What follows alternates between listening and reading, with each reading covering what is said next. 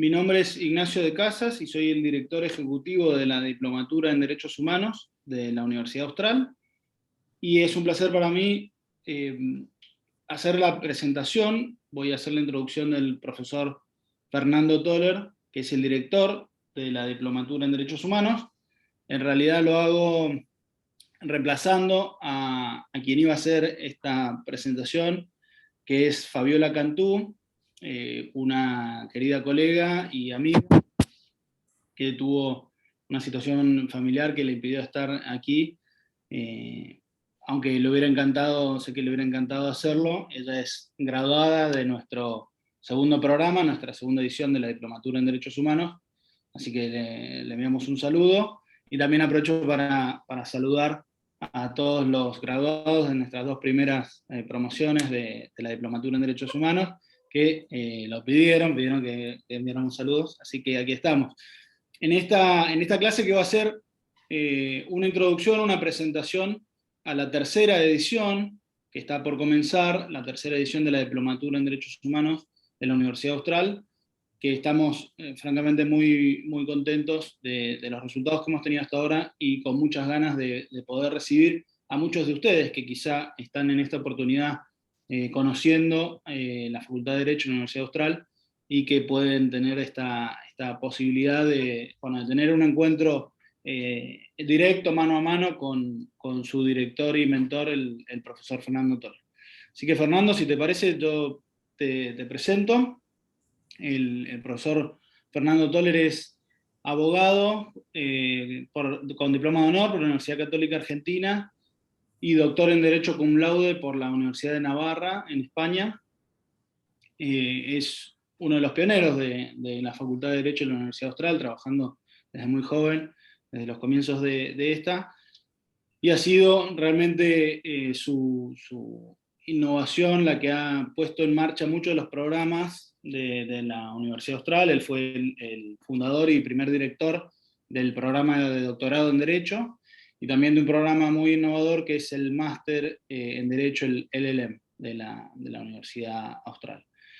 En este momento es el director de la carrera de abogacía y es profesor titular de Derecho Constitucional en la Universidad Austral, y además ha sido, durante muchos años, fue profesor en la Universidad de Navarra y profesor visitante en varias universidades de nuestro continente, así como visiting tutor en la Universidad de Oxford, donde dio clases de Derecho Internacional de los Derechos Humanos, y fellow visitante en las universidades de Harvard y de Stanford. Bueno, el profesor Toller es el alma mater de la Diplomatura en Derechos Humanos, y en esta oportunidad un tema que es interesante, podríamos decir, en nuestro país y en nuestro contexto, no solo argentino, sino latinoamericano. El tema de los derechos sociales es algo que nos interpela constantemente, y más cuando en una situación como la que estamos viviendo en este momento, todos nuestros países, hacen que cada vez más necesarias y más urgentes una respuesta por parte del Estado para la gente en un montón de problemas que generan situaciones de pobreza y situaciones de crisis. Lo cual presenta muchas paradojas, como está también reseñado en el título de esta presentación. Entonces yo ahora voy a darle la palabra al profesor Toller para que él realice su exposición, y va a utilizar un tiempo, según me comentaba, de alrededor de unos 50 minutos de exposición, luego de los cuales va a haber tiempo para hacer preguntas y respuestas que ustedes pueden ir colocando en el campo especialmente puesto para preguntas y respuestas. Así que las preguntas que tengan las van haciendo por escrito ahí, y yo las iré tomando luego para ir formulándoselas al profesor. Fernando, tenés la palabra. Bueno, muchísimas gracias, Ignacio, por esta presentación. La verdad que estoy muy contento de estar ahora con todos ustedes en esta clase especial, y agradezco también a la gente que ahora maneja los cursos de posgrado de la facultad de proponerme que diera esta sesión. Entonces, El tema de hoy dice menos es más, y el subtítulo es ¿cómo superar las paradojas de los derechos sociales? ¿Cómo superar las paradojas? Vamos a ver que hay paradojas en los derechos sociales y cómo superarlas. Entonces, el mundo está hoy, desde hace ya tiempo, viviendo una era de los derechos humanos. Esto lo vio Bobbio en el año 90, sacó un libro, L'État dei diritti, ¿no? La edad de los derechos, y el mismo año Hanks en Colombia sacó un libro que se llama The Age of Rights. No quiero saber quién le copió a quién, pero sacaron 2 libros donde básicamente lo que quieren decir es estamos en un momento donde los derechos son como el talismán dentro del mundo jurídico. O sea, casi todos los problemas se dilucidan, sociales, se discuten en términos de derechos. Un problema que hay es que esto no es como un sombrero donde el mismo talle sirve a todos, ¿no? Donde uno lo ajusta un poquito, sino que los derechos son una realidad variada, sofisticada, compleja, con tecnicismo, con requisitos, donde toda esta lucha por, digamos, apoyar y defender la dignidad de la persona y luchar contra la arbitrariedad y la impunidad del poder, tiene muchos mecanismos y tiene un montón de herramientas y elementos para que esto funcione bien. Entonces, querer solucionar todos los temas con la misma herramienta, sin adaptaciones, es algo que al final del día no funciona. Porque si a una persona se le quiebra un hueso de la pierna, hay que ponerle un yeso. Pero si tiene un problema en el hígado, hay que hacer una tomografía computada. No podemos usar las mismas herramientas para solucionar cosas que a veces son muy diversas. Y esto genera algunas de las paradojas que vamos a ver. Segundo punto, justicia e igualdad. Quiero empezar por lo fundamental, que no es lo básico en el sentido de simple, sino que es basal en el sentido de que sostiene todo el edificio, que es que desde Grecia para acá hay 2 hermanas que van de la mano, que es la igualdad y la justicia. Ninguna sin la otra, ninguna sin la otra. Son los 2 andariveles porque funciona la vida social y sobre todo la vida jurídica. Entonces, tienen que ir de la mano y se autoimplican. Si yo subrayo una justicia sin igualdad, me vuelvo muy formal y puedo perder la justicia material, en definitiva, que es que todos tengan oportunidades reales. Por otro lado, si subrayo mucho la igualdad y me olvido de la justicia, pues estamos en un mundo utópico, pero que está, digamos, en aras de hacer el bien, termino complicando y desarmando los sistemas. Entonces, la justicia, ¿qué es? Es darle a cada uno lo que le corresponde, o sea, de acuerdo a un título legítimo con medida razonable. Esto viene desde Simónides en la República de Platón, lo repite en el Digesto al principio, en el punto 1.10 lo repite Ulpiano, después lo toma Tomás de Aquino en la Suma Teológica, ¿no? La constante y perpetua voluntad de darle a cada uno lo que le corresponde. Entonces, además Tomás de Aquino dice, la justicia es un tipo de igualdad, porque las cosas que se igualan se ajustan. O sea, cuando uno, digamos, hay una igualdad entre el título de uno y la deuda cumplida por el otro. Entonces, justicia e igualdad están muy en el centro. Y en el tema de derechos sociales, justicia e igualdad es el cogollo de la cuestión, son los 2 grandes elementos para solucionar los problemas. Entonces, esta justicia implica ser igualitario porque es darle a cada uno, o sea, de modo igual, a cada uno darle lo que le corresponde, pero no es un igualitarismo rasante, sino que a cada uno lo que le corresponde, ¿no? Algunos será más, algunos será menos. Entonces, hay una justicia que es conmutativa, que es si te presto un cuaderno, devolveme el cuaderno, si te presto un libro, devolveme un libro. Eso es aritmética, dice Aristóteles, y hay una justicia distributiva, que es proporcional.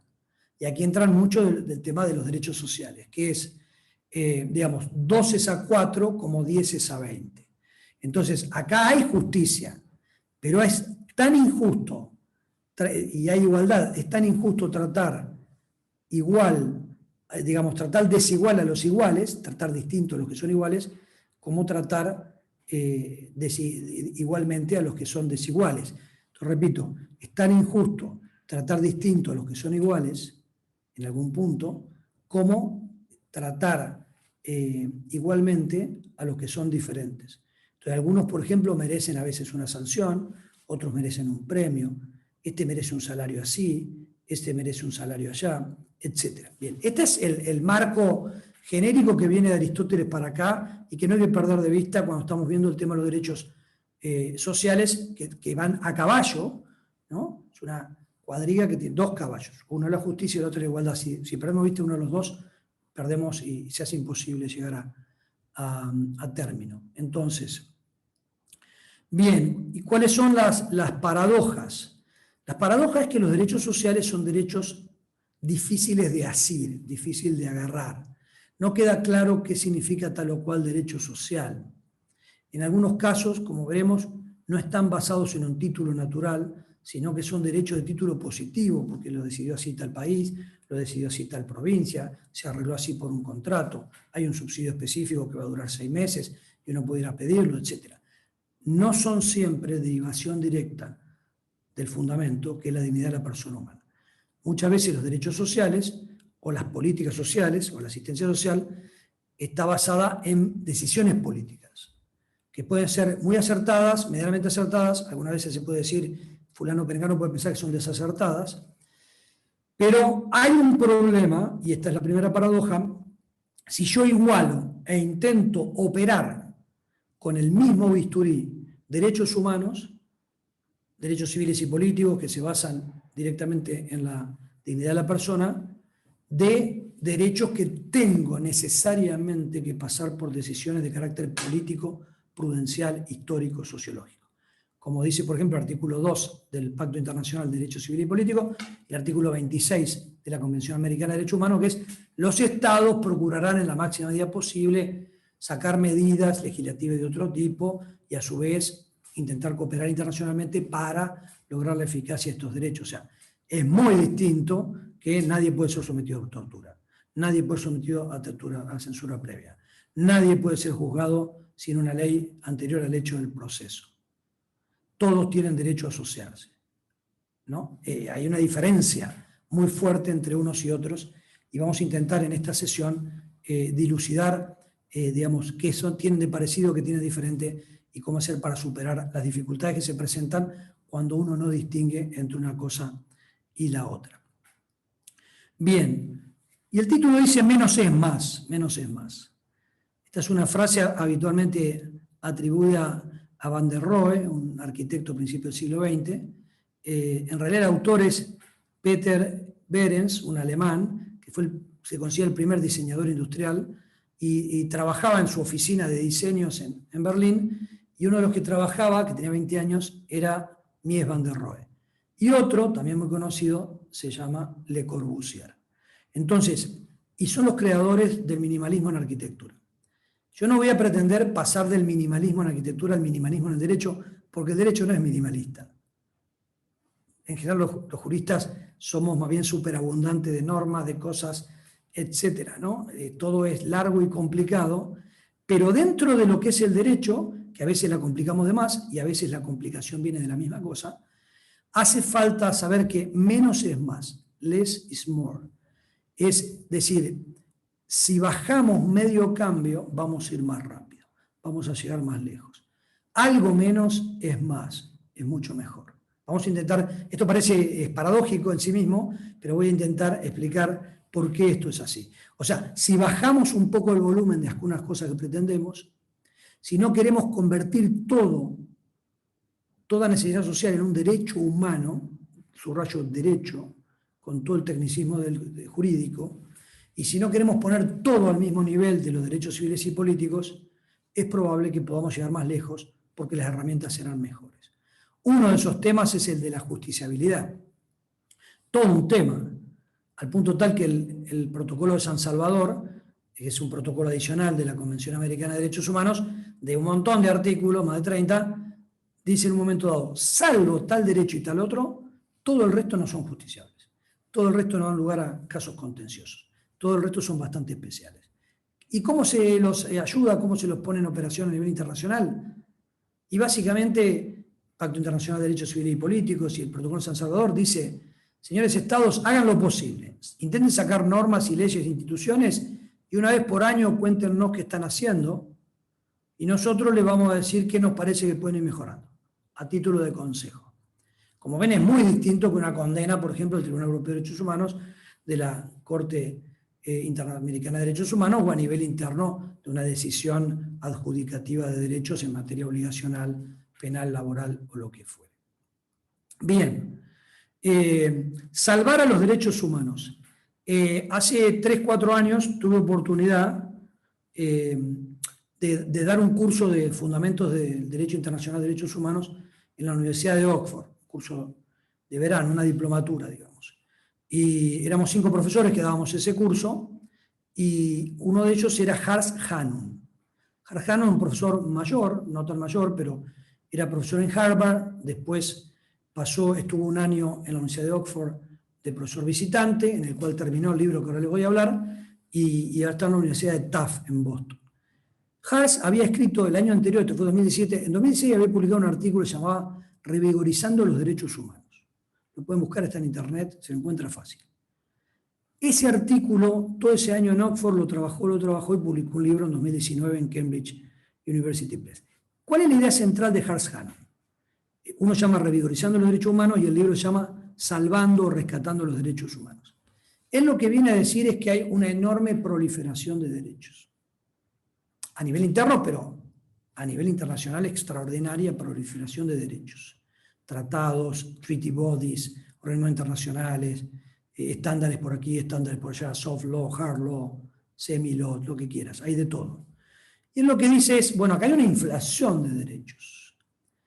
Y él dice, ¿esto permite proteger los derechos por los cuales después de la Guerra Mundial se hizo las Naciones Unidas y se acordó que hay cosas que no se iban a dejar pasar con contundencia? Derechos que podríamos decir, con frase del Campos, pétreos, con mucha técnica en su protección.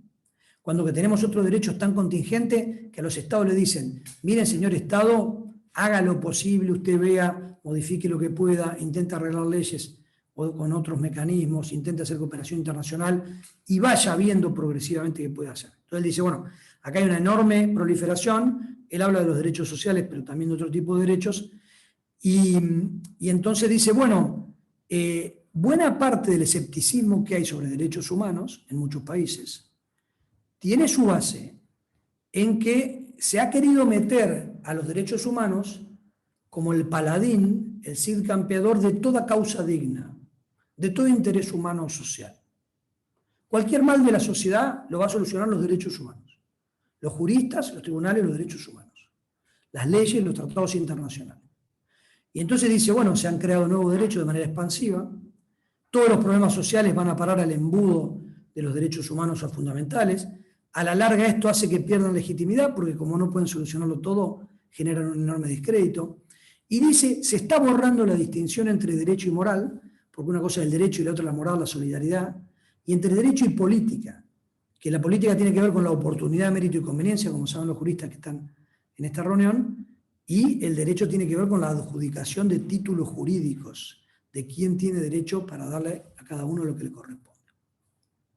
Bien, y él dice, bueno, el hecho de que el derecho sea distinto a la moral y a la solidaridad y que el derecho sea distinto a la política, no es despreciar a la moralidad ni despreciar a la política, simplemente es dar a cada herramienta y a cada elemento para la vida social su lugar propio. Y el derecho tiene un lugar propio que, por cierto, los juristas debemos ser un poquito más humildes y más limitados, porque no podemos solucionarlo todo, ¿no? Entonces, y dice, bueno, el progreso social no viene solo de recurrir al derecho, sino de recurrir a la política y a la ética. Los derechos humanos no pueden ser la panacea de todos los males, y en su artículo y en su libro con más detalle muestra un montón de ejemplos de por qué esto es así.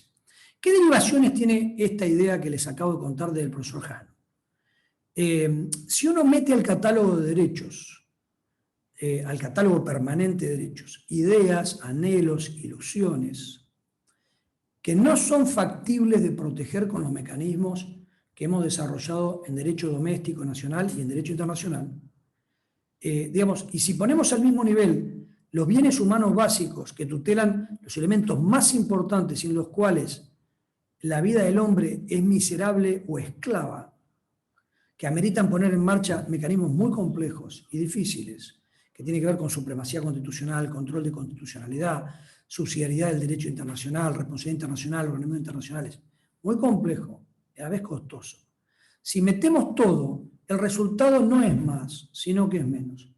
Porque los derechos sociales, que esas herramientas, digamos, ese vino nuevo en odres viejos, no le cabe del todo bien, hace reventar esos odres y no se soluciona el problema de los derechos sociales, pero por otro lado pagan el pato los derechos civiles y políticos que estaban bien acomodados con un sistema de tutela y protección y que de repente ven que explota su sistema y que, digamos, al ser tomados igual que derechos que son muy distintos, pues en el fondo no se les hace un favor, sino que, digamos, menos es más, porque lo que era más y tiene una tutela muy clara, termina siendo menos.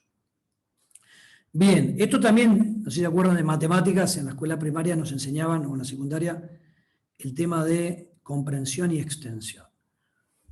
Cuando uno agarra en diagramas y extiende, o sea, amplía la extensión del diagrama y mete más y más elementos, la comprensión, o en lógica sería el concepto que abarca todos los elementos del diagrama, van disminuyendo. A mayor extensión, menor comprensión. Hay un concepto que los comprende más chico.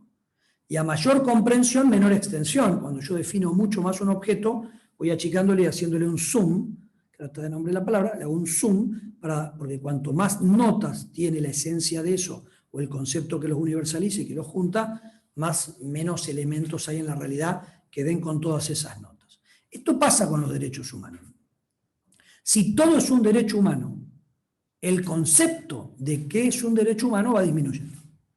Va disminuyendo y se va empobreciendo la comprensión, la conceptualización, la esencia de lo que es un derecho. Cada vez abarca más cosas y significa menos. ¿Ok? Entonces, y en esto hay que tener muchísimo cuidado, porque si todo es algo, ese algo termina siendo nada.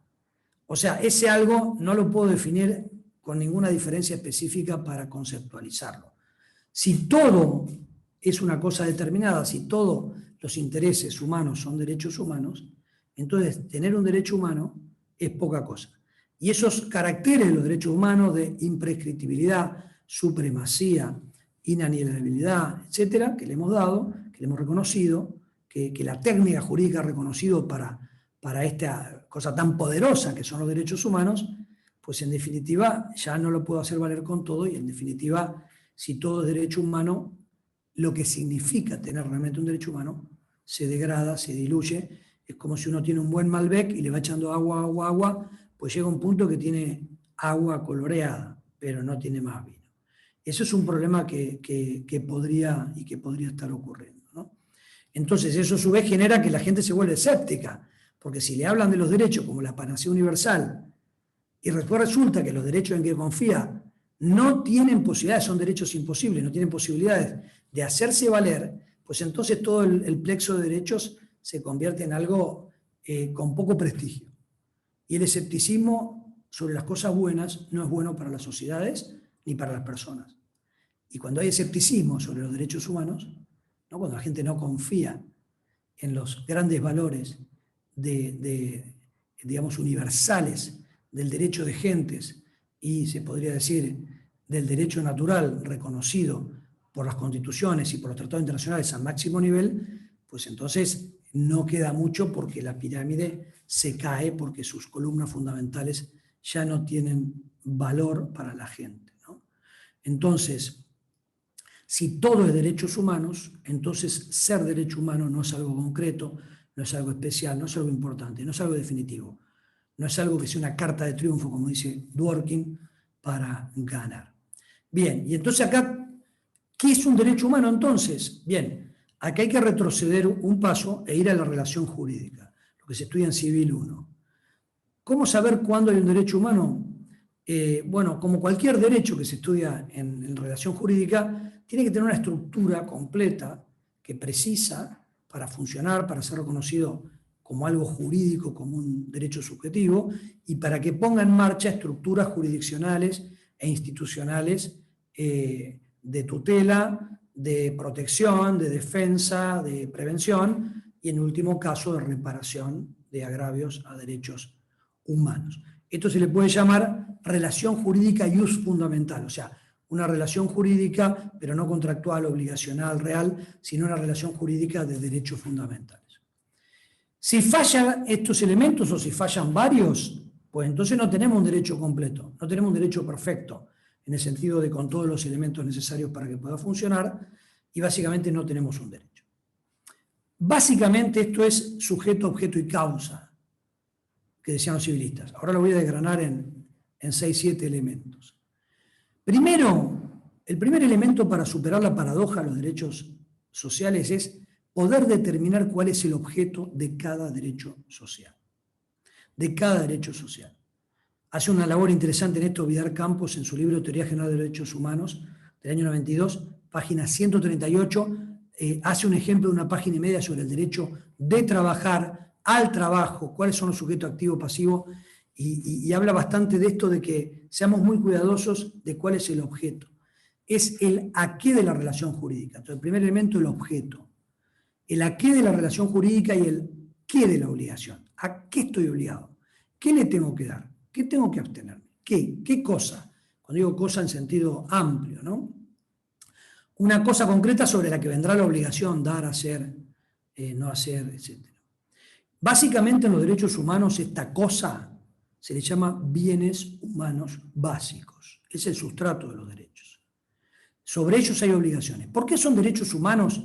En el sentido de que el título viene de su hominidad, de su ser humano, y porque los bienes humanos que tutelan los derechos humanos son básicos para que podamos a partir de eso desarrollarnos como personas. Entonces, y sobre eso viene toda una técnica.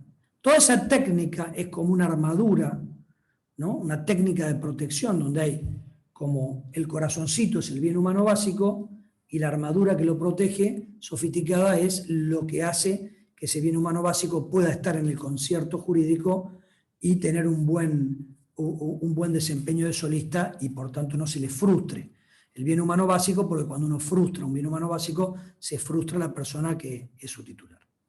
Segundo punto, de primero, el objeto. Vamos a ver después un ejemplo de que el objeto de algunos derechos sociales, no todos, está muy diluido y a veces no es determinable. Claro, tener un derecho fundamental de objeto no determinable genera un derecho de prestación imposible. Sujeto activo, sujeto titular, quien es el dueño del derecho, que tiene el empowerment, ¿no? Entitlement, el titular del derecho. Entonces, ese sujeto tiene que estar determinado, a veces con nombre y apellido, o tiene que ser determinable por los juristas, a veces más complejo, pero es determinable. Hay bases para poder determinarlo. Hay obligaciones, como dije, con nombre y apellido, y hay titulares que no, que son más genéricos. Ahora estamos con todo el tema de los derechos, digamos, con intereses homogéneos, derecho de incidencia colectiva, acciones de clase, amparos colectivos. Estos últimos días hemos estado con amparos colectivos, Ciudad de Buenos Aires, etc. Entonces, bien, pero hay sujetos activos determinados o determinables. El tercer elemento, el sujeto pasivo. Por cierto, en los derechos sociales, cuando hay formulaciones constitucionales o de tratados internacionales sobre derechos sociales, donde el sujeto activo no queda claro quién es, y no puede quedar claro después de un proceso de intelección en un proceso judicial, pues entonces es difícil tener un derecho funcional cuando no hay un sujeto titular del derecho determinado.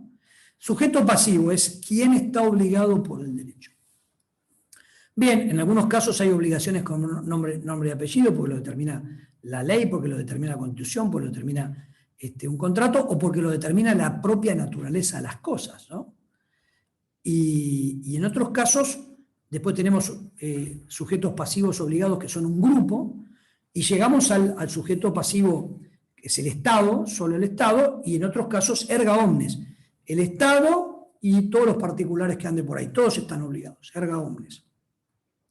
Por tanto, tiene que estar determinado en la norma que reconoce el derecho, o tiene que poder ser determinable en procesos de determinación administrativa o judicial del derecho. Y acá hay un punto que es lo que se llama la horizontalidad o eficacia horizontal del derecho, que los alemanes le llaman la Drittwirkung der Grundrechte, o sea, eficacia horizontal de los derechos. Este tema lo inventaron en Argentina, Fayocott, famoso, los juristas que están escuchando lo recuerdan, ese caso de la toma de la fábrica, año 58, y que la Corte dice, bueno, si hay un derecho, tiene que haber una acción para protegerlo, ¿no? Ubi ius ibi actio, decían los romanos. O sea, si hay un derecho, tiene que haber una acción, y si no hay una acción, la Corte la tiene que reconocer, porque si no, la Constitución sería inefectiva o estéril en este punto concreto, ¿no? Entonces, en general, los derechos fundamentales obligan a todos, pero algunos derechos sociales solo obligan al Estado. Por ejemplo, el derecho a ser provisto de educación elemental, gratuita. Eso es un derecho que va contra la sociedad, contra el Estado o ante el Estado. Entonces, esta es una particularidad también con otros derechos civiles y políticos que son en general erga omnes, aunque alguno es solo contra el Estado. Mañana tengo una clase donde vamos a discutir si Facebook, Twitter y compañía generan censura previa o no por el hecho de que hay una base contractual con los usuarios. Pero es una discusión para mañana.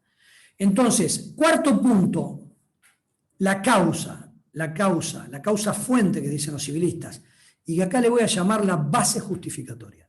¿Okay? La base justificatoria. Esto a su vez se divide en dos. Un punto 4a, que sería el fundamento general, como causa fuente general, que es la dignidad humana, el fundamento de los derechos humanos, causa fuente general, y después una causa fuente particular, con relación a este, aquel o el otro, que le llamamos en derecho título. A mí me gusta decir título legítimo. Título legítimo es la razón inmediata por la cual algo, acción, omisión, dación, es debido a otro, según cierta igualdad, en este caso de ius fundamental. Conecta el objeto con el sujeto.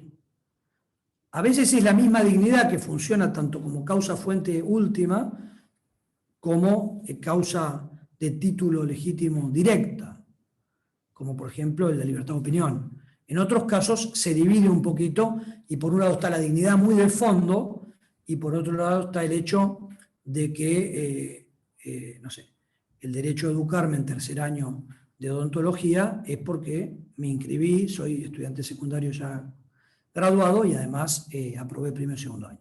Entonces, un título legítimo, título legítimo.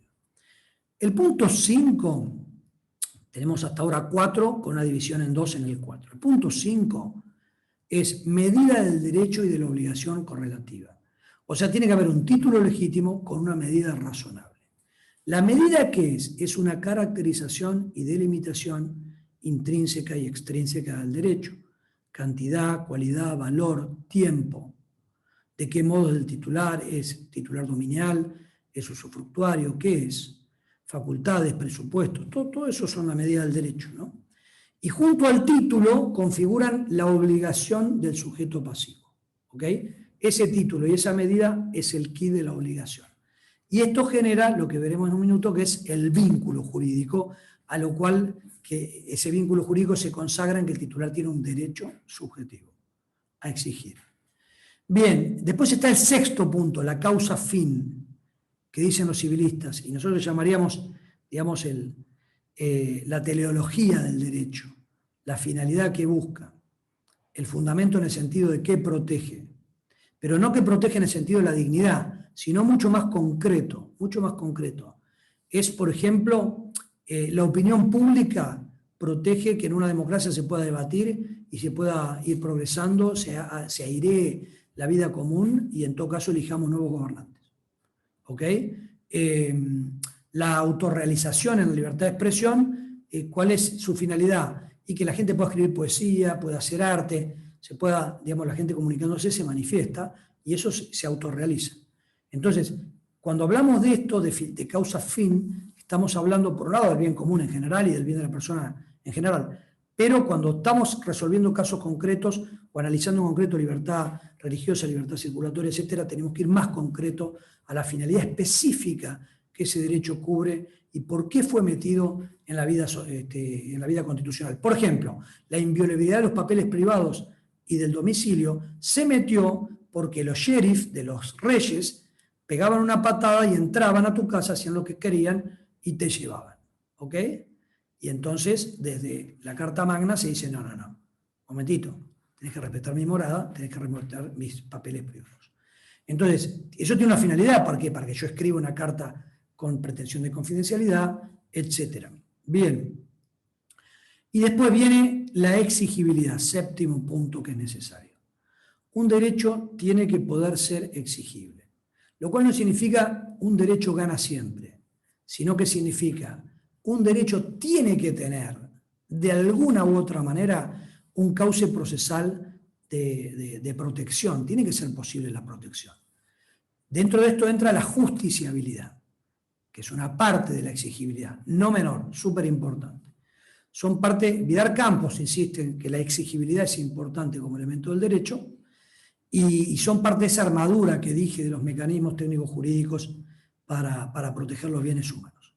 Si falta, y si faltan los mecanismos, pues la verdad es que tenemos ilusiones, ganas, una idea para una revolución, pero no tenemos un derecho fundamental, real, consistente, que pueda cumplir su función. Tenemos que luchar para llegar a tener ese derecho, pero no lo tenemos. Bien, conclusión de esto, el tema del derecho subjetivo y el vínculo jurídico. La imbricación entre sujeto, contenido, título, medida, causa fuente, causa final, estos elementos que di, ¿no? Objeto, sujeto activo, sujeto pasivo, causa fuente, título legítimo, medida razonable y exigibilidad y causa final, o digamos, o lo que busca el cumplimiento del derecho, el respeto del derecho, todo esto genera que haya un vínculo jurídico muy fuerte. Es el vínculo más fuerte, es el vínculo de derechos humanos, inalienable, imprescriptible, ¿no? Entre sujetos activos y sujetos pasivos. Y esto es, digamos, toda la técnica de los últimos 300 años del derecho está puesta en este punto. Título, facultad de exigir, protección del derecho. ¿Cómo definiríamos derecho subjetivo? Mi definición hay montonazo, pero es un derecho subjetivo, y a esto se puede decir un derecho subjetivo de carácter fundamental o humano, o sea, un derecho humano subjetivo, tiene lo siguiente: es una potestad jurídica de un sujeto determinado o determinable sobre una cosa en sentido de bien, acción o misión, que conlleva una obligación correlativa, hacer, no hacer, cesar de hacer, dar, entregar algo. Quinto elemento, a cargo de un sujeto determinado, de una pluralidad de sujetos determinados o de una pluralidad de sujetos indeterminados pero determinables. El último punto, el anteúltimo punto es, esto es en virtud de un título legítimo que tiene su fuente en la dignidad humana y que tiene que vivirse con una medida razonable en concreto, con la posibilidad de obligar al sujeto pasivo con acciones. Con la posibilidad, no con la certeza de ganarle ni de nada, con la posibilidad de obligar al sujeto pasivo con acciones. Esto es en el derecho contemporáneo un derecho subjetivo que tiene los elementos para lo que yo llamo derechos perfectos.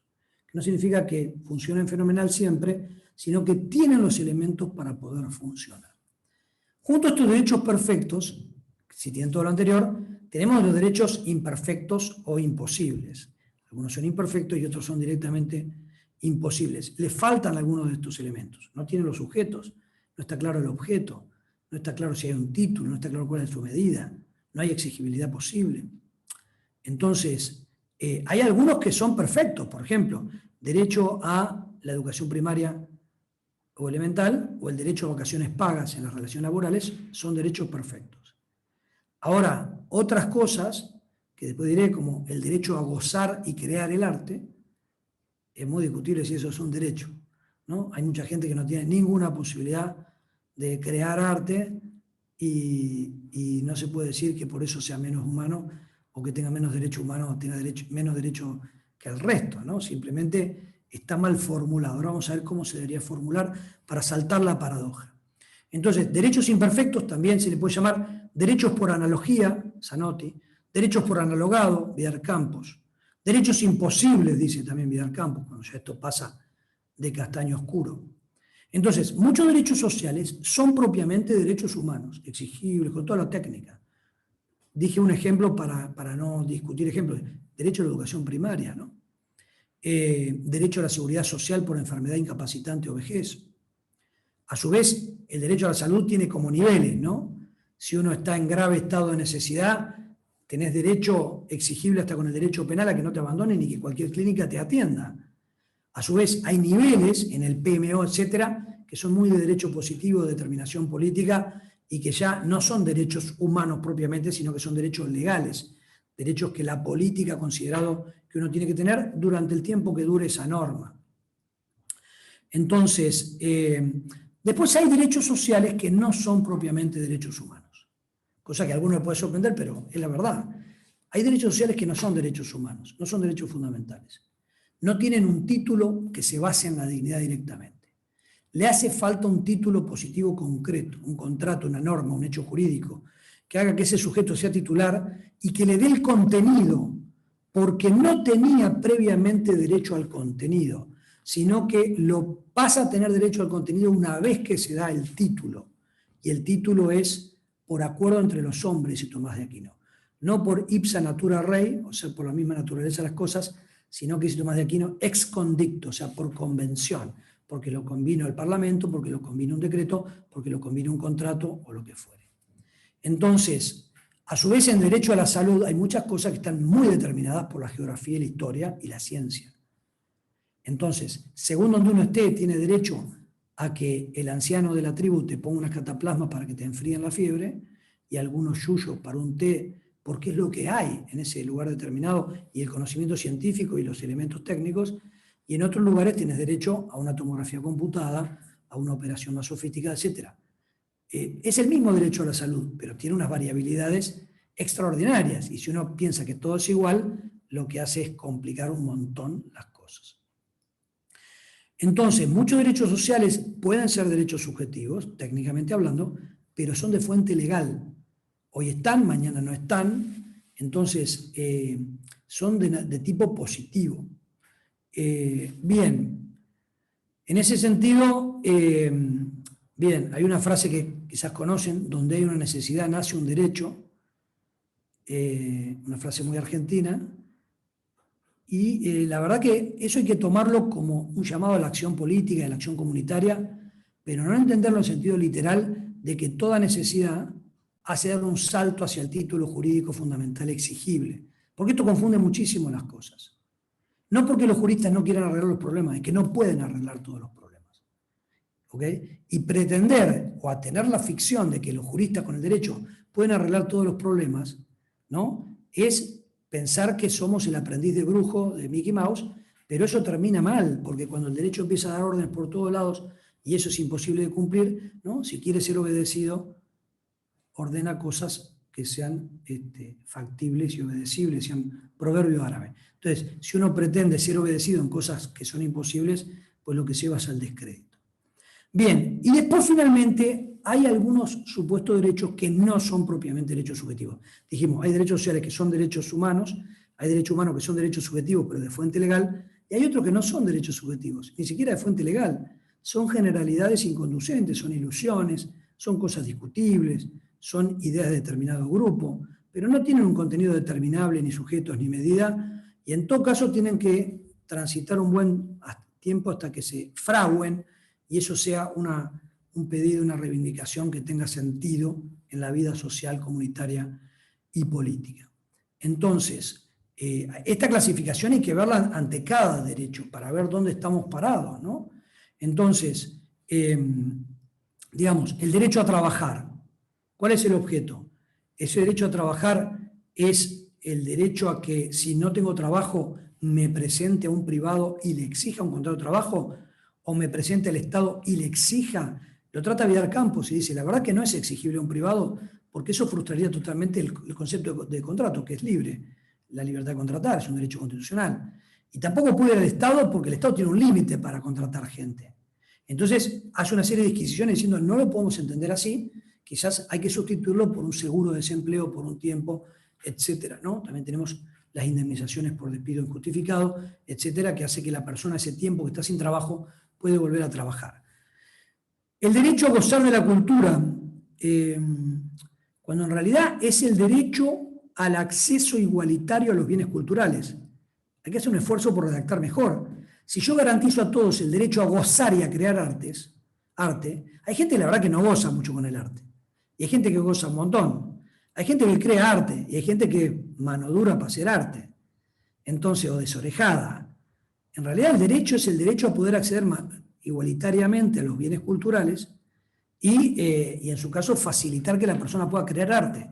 En la Constitución portuguesa del año 76, el artículo 73 habla de manera muy adecuada, porque habla de que el Estado tiene que facilitar. El artículo 78 empieza diciendo todos tienen derecho a gozar del arte y a crear arte.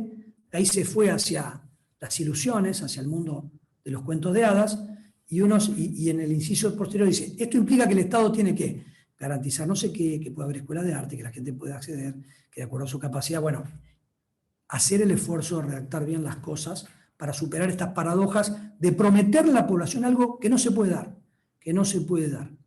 Entonces, el derecho al máximo goce de la salud a nivel físico y psíquico.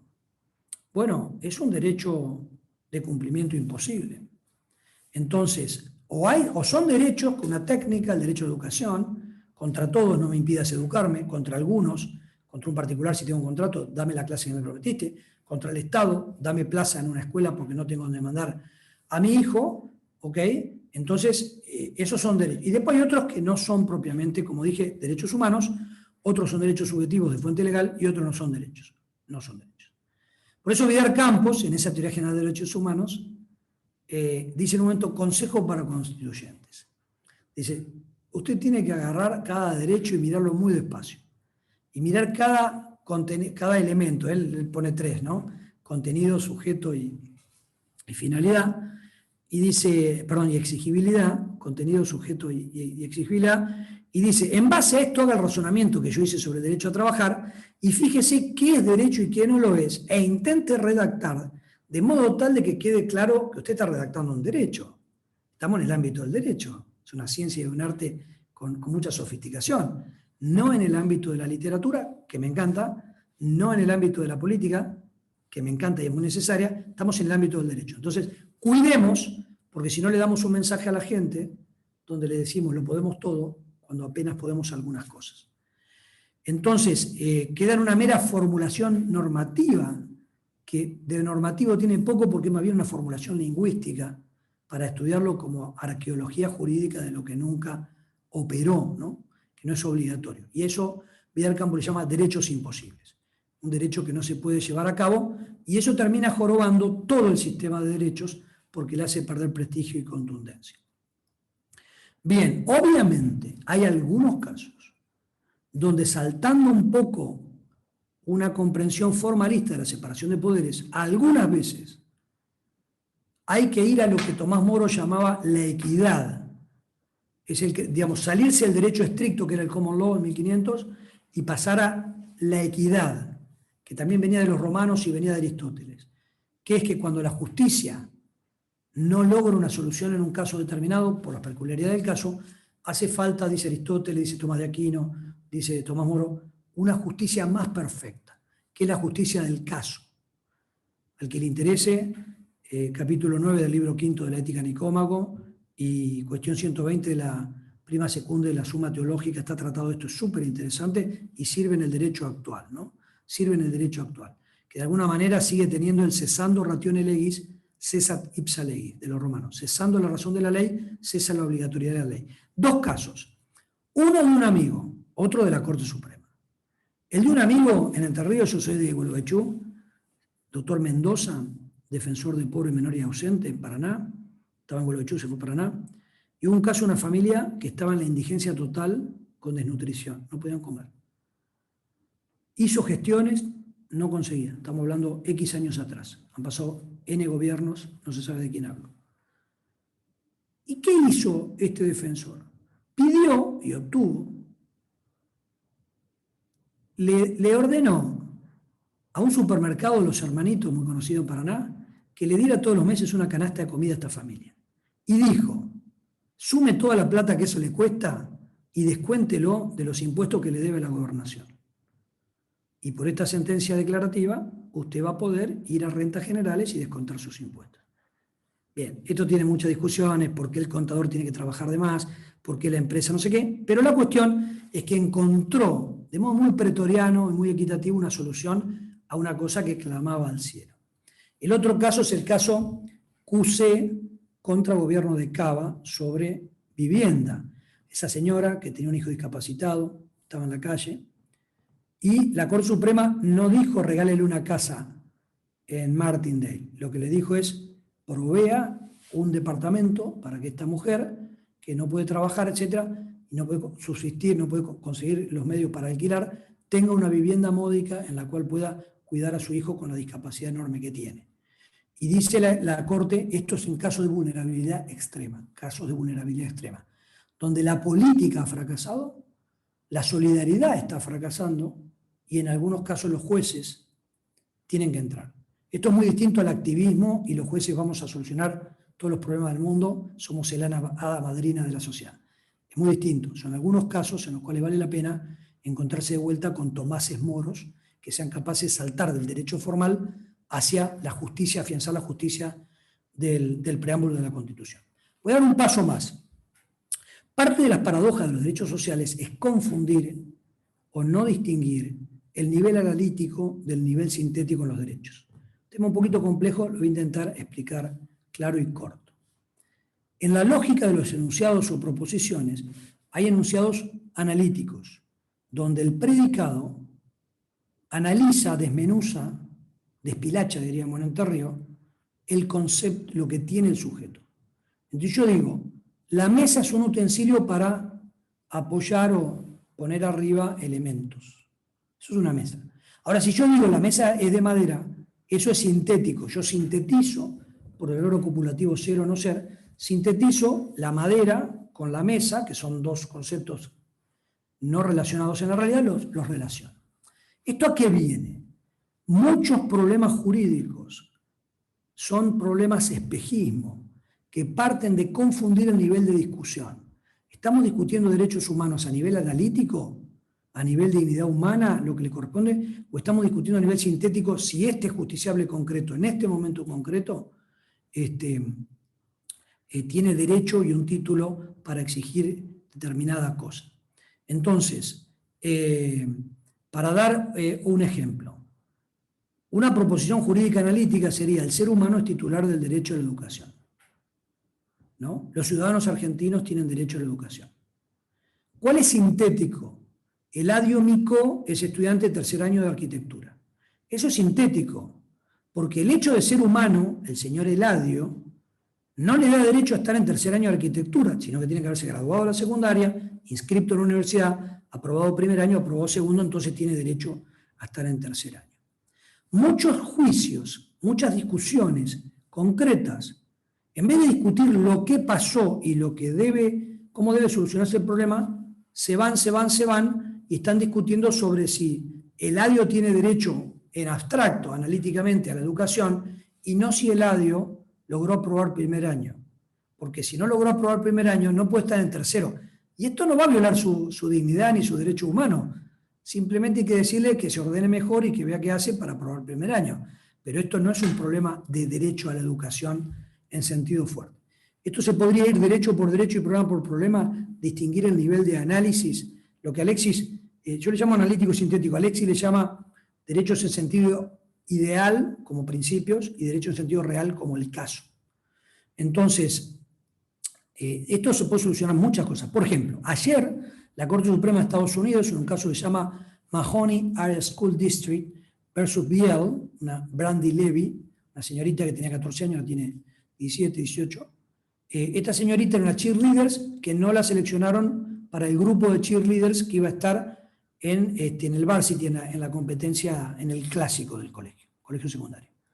Entonces se enojó y en Snapchat puso todo tipo de gestos obscenos, tanto a sus compañeras como a los directivos. Bien, entonces se está discutiendo. ¿Qué sería lo analítico? Es, ¿las personas tienen derecho a expresarse? Eso sería lo analítico. ¿Qué es lo sintético?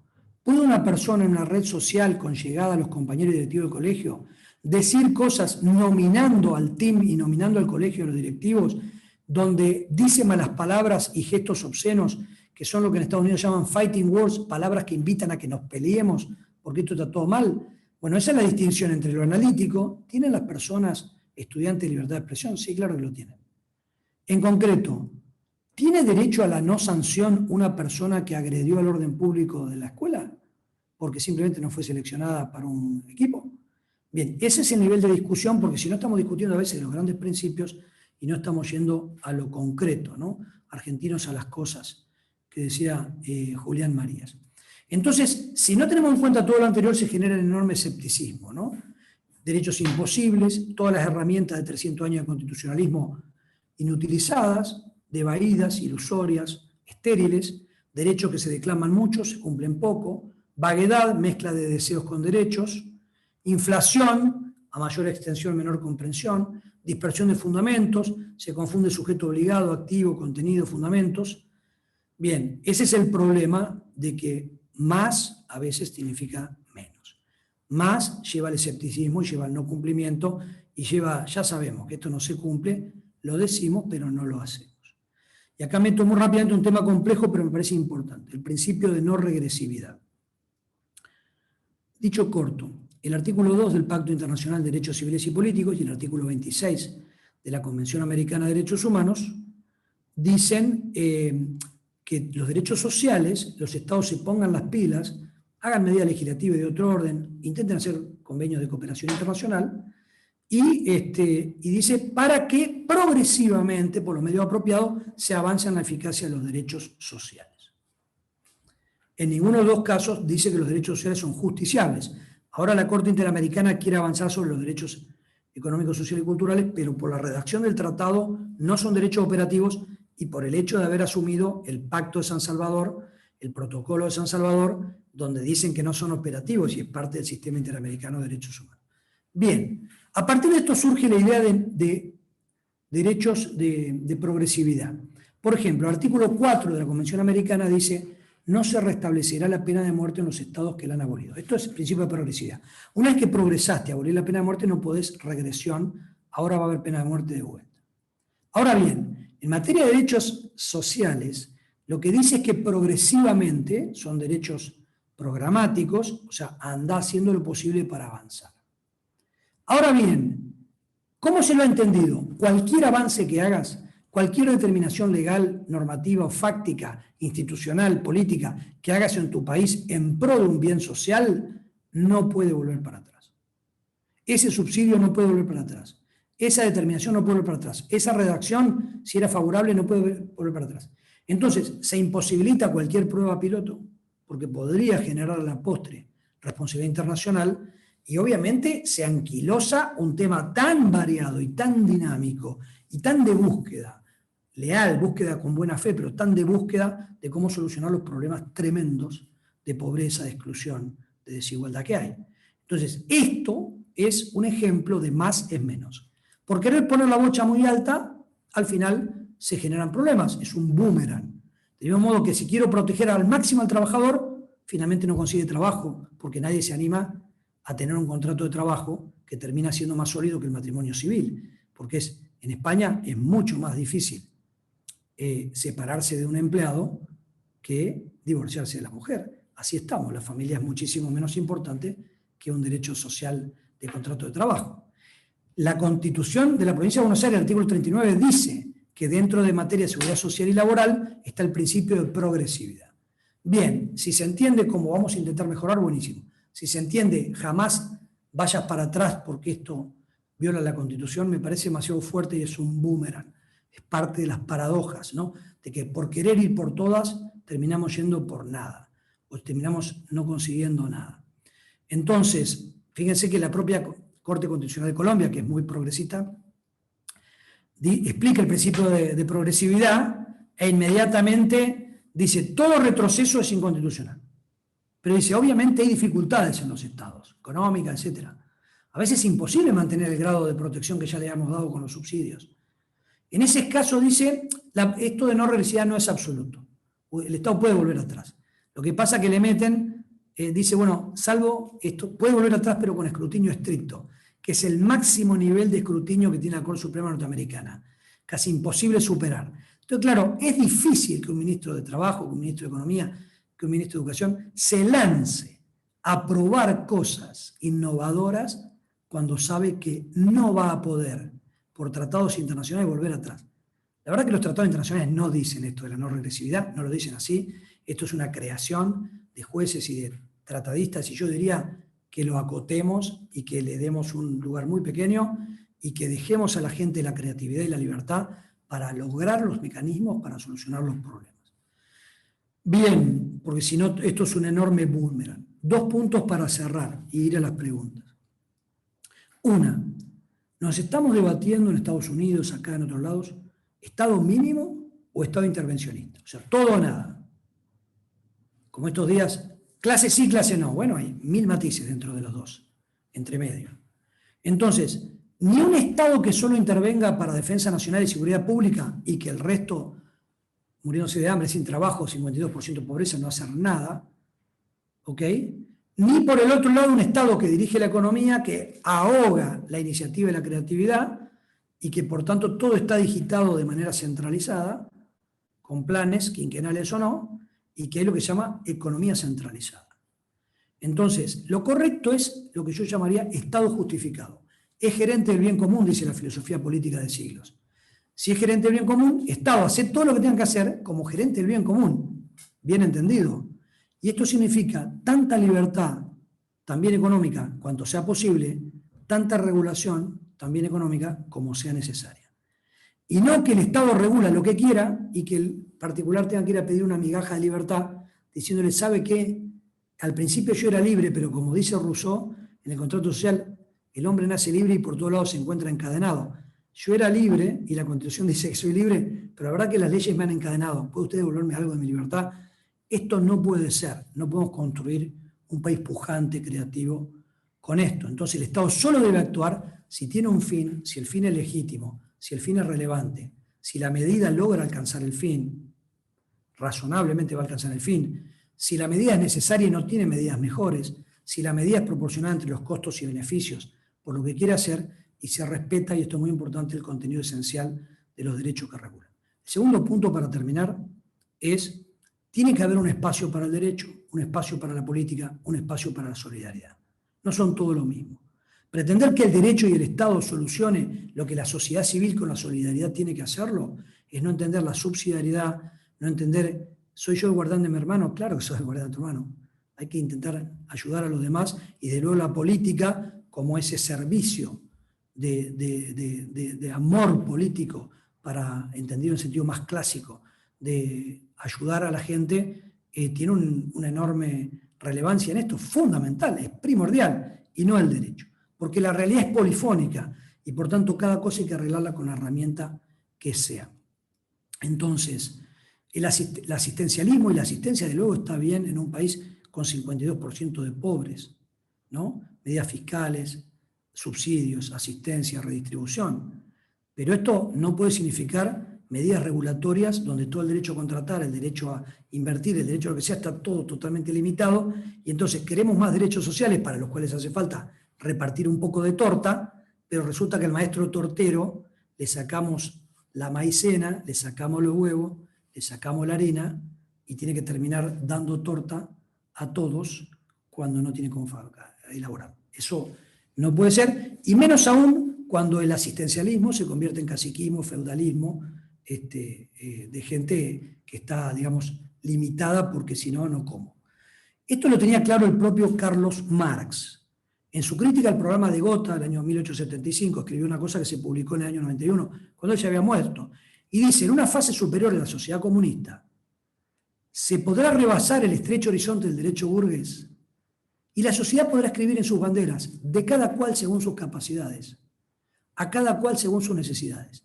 Parece una muy buena armonía entre meritocracia, trabajo y premiar por la creatividad y por los inventos, y por otro lado un ojo social, un ojo fraterno. ¿Soy el guardián de mi hermano? Sí, somos guardianes de nuestros hermanos, a cada cual según sus necesidades. Esto, bueno, lo tomó de los socialistas utópicos, pero que Marx lo puso en letras de molde fuerte, y lo toma Stalin. No me gusta citar a Stalin, pero lo voy a citar acá, porque en la Constitución Soviética del 36, que duró hasta el 77, artículo 12 dice lo siguiente: el trabajo en la URSS es una obligación y una causa de honor para un ciudadano apto. De acuerdo con el principio, escuchen bien, el que no trabaja, que no coma. Artículo 12 de la Constitución Soviética lo escribió Stalin. Y dice en el párrafo siguiente, en la URSS se cumple el principio del socialismo, de cada uno según su capacidad, a cada uno según su trabajo. Acá estuvo mal Stalin porque le sacó de cada uno según su necesidad de Marx y le puso, si no trabajás, no comés. Te voy a dar según tu capacidad y a cada uno según lo que trabaje. Parece que esto lo está escribiendo los Chicago Boys. Entonces, esto tiene a su vez algunas reminiscencias paulinas y bíblicas, ¿no? Hechos de los Apóstoles, carta a los Romanos, carta a los Corintios, ¿no? A cada uno, etcétera. En el Evangelio de Mateo también aparece varias veces a cada uno según su capacidad y también atender a cada uno según sus necesidades. Por tanto, volver a la cultura del esfuerzo, desde lo político y de lo social, desde lo educativo, del trabajo, de hacer producir las capacidades, liberar la creatividad, a cada uno según su necesidad, pero también de cada uno según su capacidad. Y entonces será un asistencialismo que no lleve al paternalismo, que no sea que el Estado te cuide y te hace todo, sino que sea una asistencia que sirva para que crezcas, que sirva para que crezcas. Yo cuando subo a un autobús, un colectivo, me gusta saber la diferencia entre que me estén ayudando a subir porque no puedo y que me estén tocando las asentaderas. Entonces, puede haber un asistencialismo donde se ayuda a subir y puede haber un asistencialismo donde en el fondo se dice que te ayuda a subir, pero en el fondo te estoy rebajando, te hago comer de mi mano y no te hago crecer.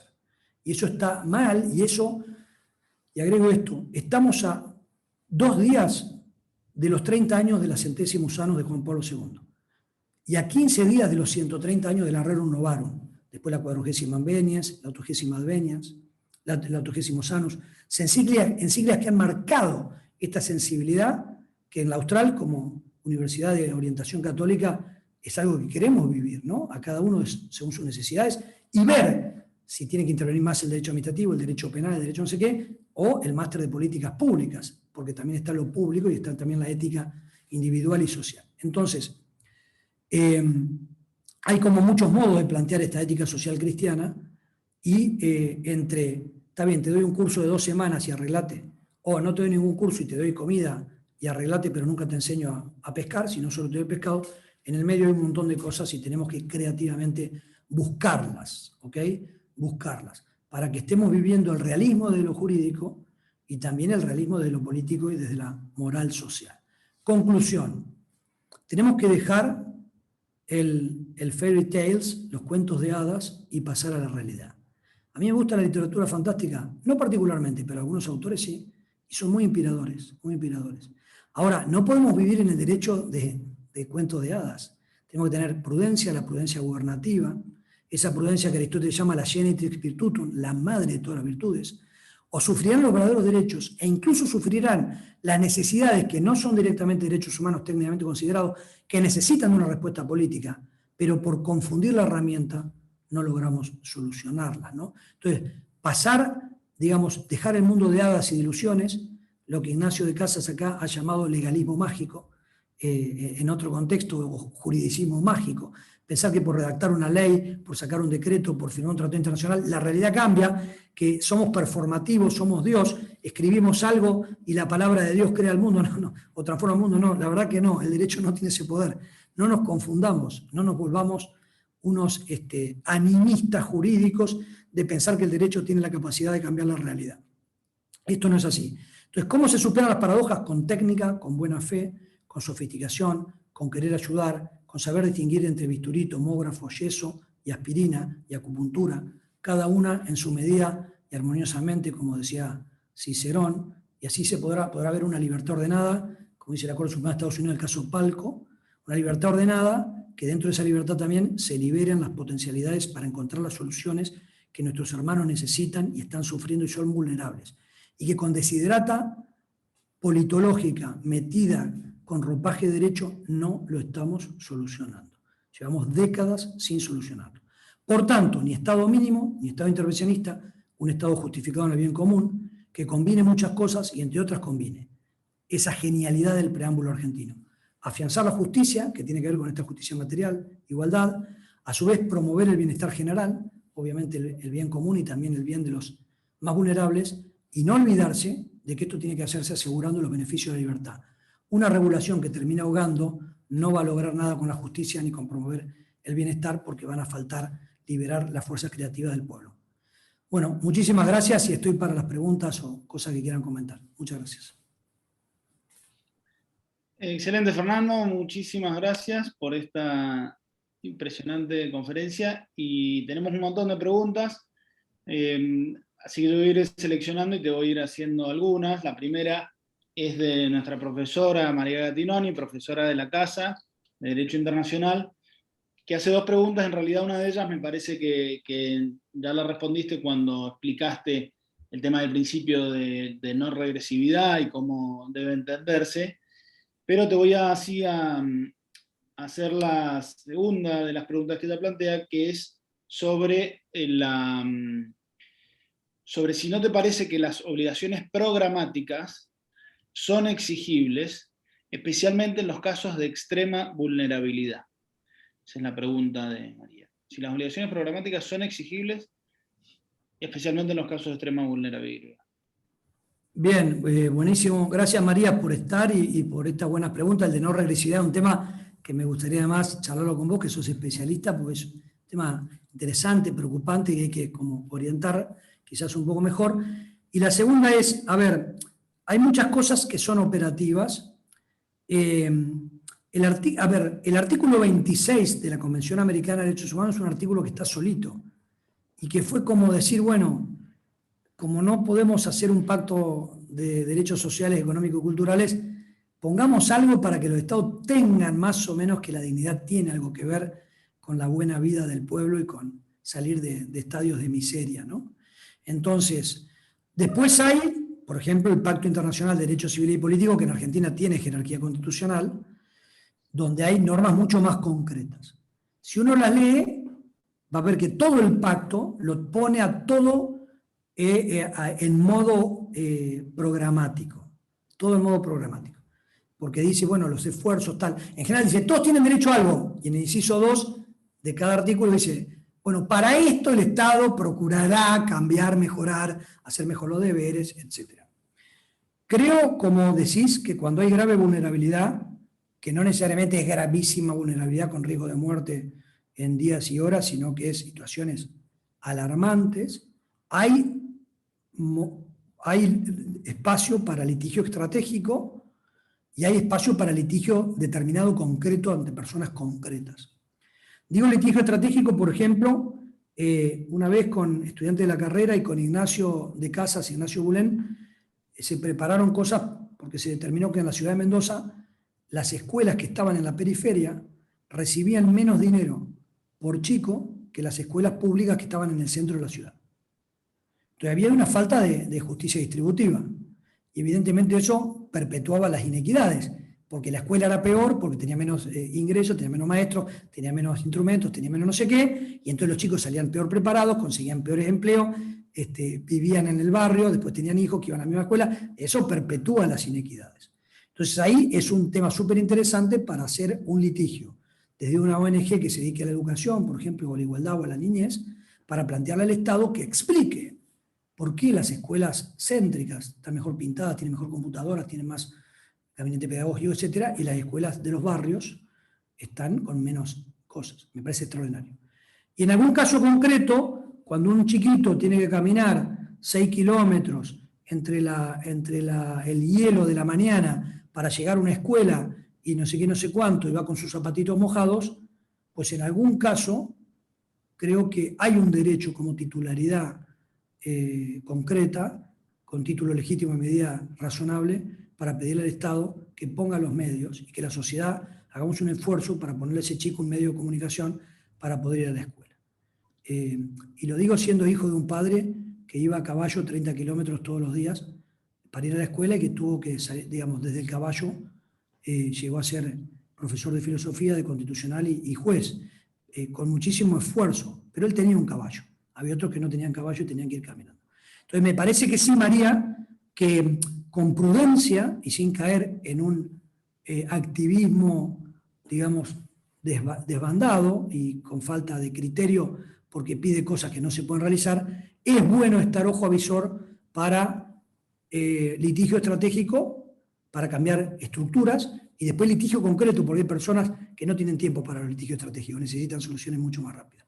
Como por ejemplo, los 2 profesores de esta casa y el graduado de esta casa, que hace 10 días consiguieron una medida cautelar de la Comisión Interamericana de Derechos Humanos para esas mujeres wichi, 7 mujeres embarazadas, que se escapan a la jungla, a la selva, para evitar que la policía las agarre y les hagan cesáreas forzadas. Vamos a hacer probablemente en 10 días un panel con estos que intervinieron para que se pueda participar y que nos cuenten. Y eso no es litigio estratégico, esto es solucionar el problema ya, porque después que la Corte Suprema le pregunta no sé cuántas veces las cosas y se toma meses, lo estamos viendo ahora con días, pero se tomó 3 meses para hablar del tema de la circulación con la gente en la calle, ¿cuánto hubiera tardado la Corte para solucionar el problema de las wichi? Donde además hubiera habido que empezar en primera instancia provincial. Por tanto, entiendo que sí, María, que hay momentos en los cuales la creatividad tiene que hacer saltar el conceptualismo y el formalismo jurídico, y yo he dedicado un libro en contra del formalismo jurídico, y creo que hay que tener técnica, pero no casarse con la técnica. En algún momento hay que abandonarla e ir a la justicia directa. ¿Estoy de acuerdo, Mary? Excelente, Fernando. Te voy a hacer ahora otra pregunta no estoy seguro si el apellido está bien, pero es Gustavo Saseikhen. Gustavo hizo varias preguntas, una muy interesante que dice, ¿cómo juega en materia de derechos humanos el principio de subsidiariedad del Estado? Pregunta, ¿el Estado es siempre el primero obligado?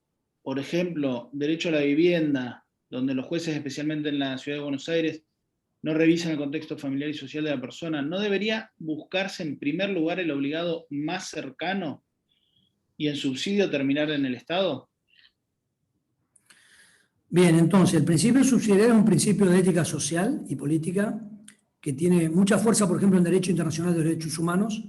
O sea, solo pueden intervenir los tribunales internacionales cuando el Estado ha sido incapaz de solucionarlo, porque estaba en mucho mejores condiciones el Estado, y está en mucho mejores condiciones la gobernación que la nación, y está en mejor condiciones el municipio que la gobernación. Entonces, la idea es, lo que puede hacer el inferior no lo haga el superior, no castre hacia abajo, deje que crezca.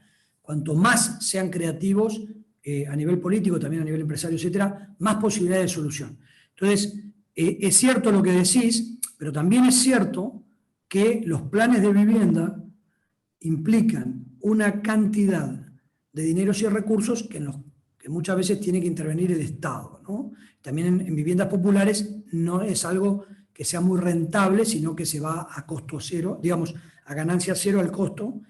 De todos modos, si una empresa hace sola o en joint venture con participación público-privada, que es una herramienta extraordinaria, que funciona extraordinario en Inglaterra, que acá la tenemos y la estamos abandonando, el PPP, participación público-privada, para hacer planes de vivienda, donde se aporte la técnica, la capacidad, etcétera, de la empresa privada, con cosas de la organización social, etcétera, del Estado, me parece que ahí está bueno, por un lado, concertación, por otro lado, subsidiariedad, pero cuando la subsidiariedad no alcanza, evidentemente, el Estado tiene que promover políticas de vivienda. Esto es un tema de políticas, no de derecho propiamente hablando. O sea, yo no tengo derecho a presentarme y decir, dame la casa dentro de un mes. No, porque es un derecho de objeto imposible. Lo que sí, digamos, hay una necesidad social y la política tiene que hacerse cargo generando planes de vivienda que sean realistas. No sé si eran 2 preguntas o una sola, Nachi, de Gustavo. No, está perfecto eso.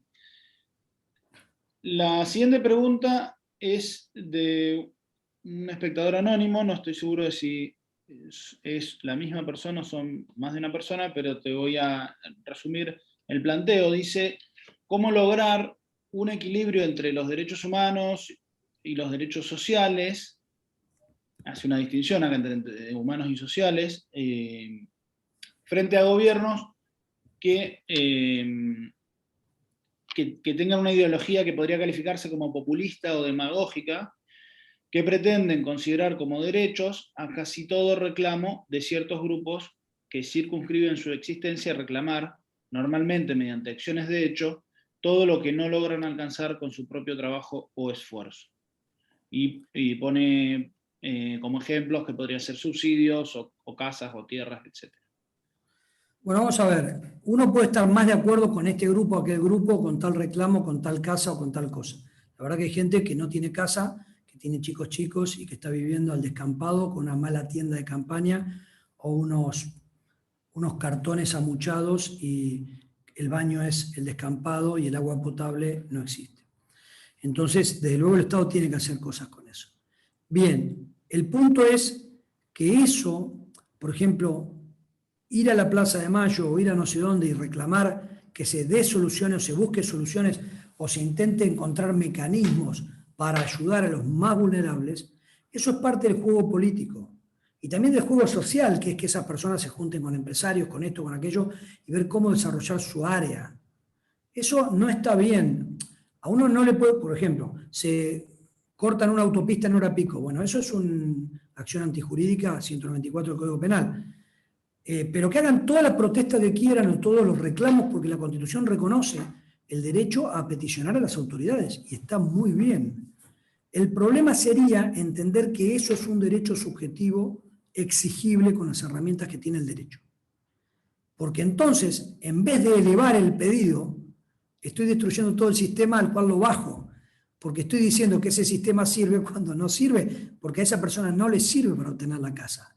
Lo que le sirve es la acción social y la acción política y las conversaciones y las cosas. Y después se llegará a una instancia jurídica que es un plan de viviendas, un contrato, un subsidio, unas condiciones para tal, ¿no? y un repago en 20, 30 años, etc. Y ahí entra el derecho. Entonces, en ese sentido, digamos, cada persona puede estar más simpatizando más con este reclamo, con aquel o con el otro, o con este modo de reclamar o con el otro, pero yo distinguiría. Hay una cosa que es el reclamo político y otra cosa que es el derecho humano como título legítimo de medida razonable que merezca la exigibilidad, la justiciabilidad y la condena del contrario a hacer, no hacer o dar, que son cosas que exceden totalmente las herramientas que el derecho tiene, que yo creo mucho en el derecho, pero también hay que conocerlo y saber que tiene sus limitaciones, serias limitaciones. Y para eso está la política y la solidaridad. Muchas gracias, Fernando. Yo sigo eligiendo aquí de las preguntas. Ya nos quedan solo 5 minutos de la charla, así que muchas van a quedar sin responder, pero son muy interesantes. Miguel Montoya, por ejemplo, plantea que hoy en Formosa vacunaron a los presos y esto provocó un debate acerca del derecho que estos tienen, aunque él dice que piensa que se trata de que el tema pasa más por el lado de la prioridad. Y la pregunta que hace es si el derecho humano a la salud de ese grupo de personas privadas de libertad puede, por criterios epidemiológicos, sobreponerse a los criterios del plan de vacunación que estableció la Nación. Bueno, entiendo que por un lado que el plan de vacunaciones que estableció la Nación es obligatorio porque la Nación consiguió las vacunas, las pagó y las repartió con un criterio. Yo creo en el federalismo de concertación y creo que el Poder Ejecutivo tiene derecho a dictar reglas en materia sanitaria con las provincias. Si esto implica que se ha previsto un plan de rangos de vulnerabilidad y riesgo y una provincia se lo salta sin mayor conversación con el Ministerio de Salud, no parece bien en este federalismo de concertación, sino que parece un federalismo desconcertado y desconcertante. Ahora bien, sinceramente, al final no ha habido masivos contagios, así en términos generales, al menos leí un artículo que decía eso, en las cárceles, y sí está habiendo en otros lugares. Entonces, conozco gente que es diabética, hipertensa y con cardiopatías que no la están vacunando. Conozco médicos que no lo están vacunando, enfermeras que no han logrado ser vacunadas a hoy, y sin embargo se está vacunando un montón de gente, incluso gente menor de 60 años, sin morbilidades. Entonces, da la sensación, pero esto ya es una opinión de mi ejercicio ilegal de la medicina, de que los rangos que estableció el Ministerio de Salud no están del todo bien. Por ejemplo, cuando uno lee la norma, no está claro si policía mata maestro, si maestro mata a colectivero, si menor de 60 años con diabetes mata... O sea, no está claro el rango, porque en las normas siempre cambian los órdenes y no está claro si son todos a la vez o si van como quemando etapas. La verdad, en toda esta enorme pandemia, ha habido... Los primeros decretos estuvieron muy bien hechos técnicamente. Y de hecho, en un grupo que comparto con vos, Nachi, lo dije, que me asombraba lo bien hechos que estaban técnicamente. Los 2 o 3 primeros decretos. Técnicamente muy bien hechos. A partir de eso estamos en un desbarre donde los decretos no está claro qué dicen. Donde se dice, desde las 12 de la noche no se puede salir, y el presidente interpreta, no, pero de 12:30 más o menos podemos salir. Pero vamos a ver, el policía aplica lo que dice el presidente en el decreto, lo que dice el presidente en la radio. Y después las frases, por cosas de he tenido que asesorar desde obispos y sacerdotes hasta maestras, rectores, etc. Y me dicen, ¿y qué dice la norma? Y al final la norma, hay mucho modo de interpretarla, porque no es tan clara la norma. Entonces, creo que hace falta redactar con más lo que llaman los americanos strictly tailored, o sea, como un sastre a medida, porque estamos tocando cosas importantes, circulación, libertad religiosa, libertad educativa, etcétera, derecho a la salud. Tenemos que redactar muchísimo mejor. Y ese rango tendría que haber ido explicado por una fundamentación. Hay un amigo nuestro que está en la diplomatura, vos conocés, Ignacio Bulén, que escribió su tesis diciendo decisiones razonables. Estado, cuando usted baje normas jurídicas, motive, de los motivos. Si usted va a hacer un rango de los motivos médico-epidemiológicos, ¿por qué 70 años mata 60 años? ¿Por qué el policía está más expuesto?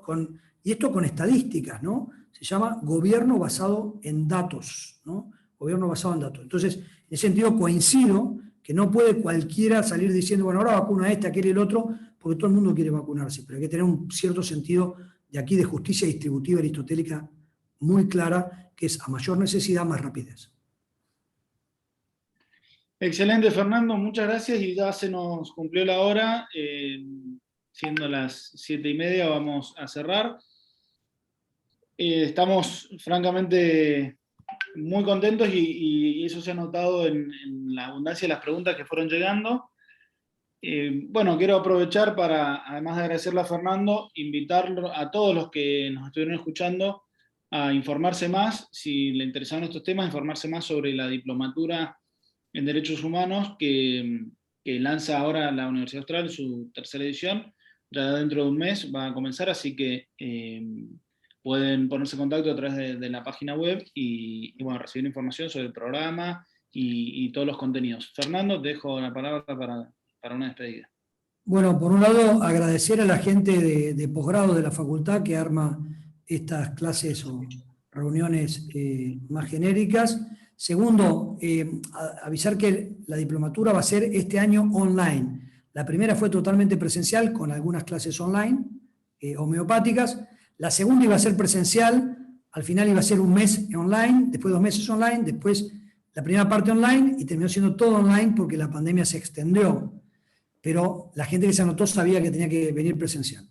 Este año está garantizado que la diplomatura completa va a ser online. Digo por los amigos del interior o del exterior, que esto facilita que más allá que en el cronograma dice que hay una cena final, para el que quiera venir es optativa y no es condición de promoción ni de diploma venir a la cena. Es condición de amistad. Entonces, abiertos a todos ellos. La verdad que he estado viendo acá las preguntas, me las fui guardando porque obviamente no tuve tiempo de contestar todas. Como siempre les mentí, dije que iba a hablar 50 minutos, creo que hablé un poquito más. Pero bueno, me miento a mí mismo, créanme que me miento a mí mismo, no lo hago con mala voluntad. Y buenísimo, para los que quieran, de todos modos, les dejo mi email, la versión sencilla es ftoller, con doble L, @gmail.com, por cualquier, digamos, si quieren seguir conversando estos temas, que son apasionantes y que de luego no podemos dejar de poner el corazón y la mirada a nuestros hermanos que sufren. Pero cuando lo hagamos, no podemos olvidarnos que somos juristas y que tenemos que responder con técnica. Porque si queremos, como médicos, curar gente que tiene enfermedades y lo hacemos onda, te pongo una cataplasma que me lo contó mi abuela, pues no arreglamos nada. Entonces, si queremos arreglar los problemas tremendos de vulnerabilidad, olvidándonos de lo que sabemos como juristas, pues al final no logramos solucionar los temas y lo que estaba arreglado lo desarreglamos. O sea que hacemos mal negocio. Bueno, muchísimas gracias y que tengan buenas noches.